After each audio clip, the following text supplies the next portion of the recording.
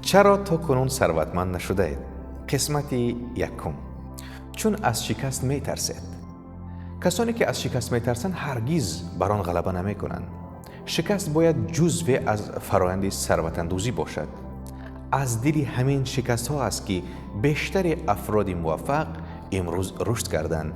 پس به جای مقاومت در برابر شکست، آن را بپذیرید و شکست را یک مانعی ترسناک نبینید، بلکه آن را فرصت آموزش راه رسیدن به موفقیت بدانید.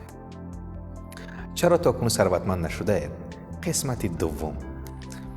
چون فکر میکنید نمیتوانید موفق شوید. این تفکر منفی است که فقط شما را از رویای ثروتمند شدن دور میکند. باور کنید میتوانید موفق شوید. هرچی بیشتر به موفقیت فکر کنید، خود را به هدف نزدیکتر خواهید دید.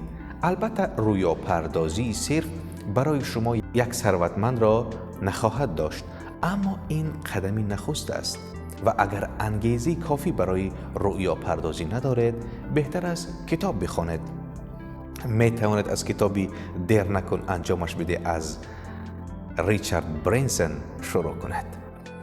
اگر پاسختان با این پرسش منفی است، پس رویای ثروتمند شدنتان به حقیقت تبدیل نخواهد شد.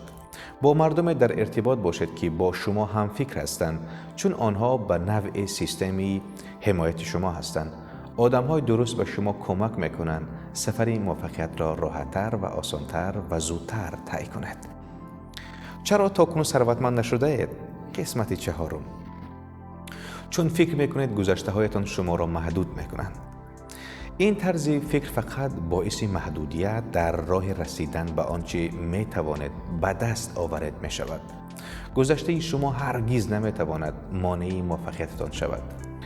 افراد زیاده از دل فقیرترین خانواده ها به ثروتمندترین مردان جهان تبدیل یافتند. اگر فکر میکنید این قضیه درست نیست و واقعیت ندارد، داستانی از ادبار به اقبال آپرا وینفری را بخوانید که الهام بخش شما خواهد بود.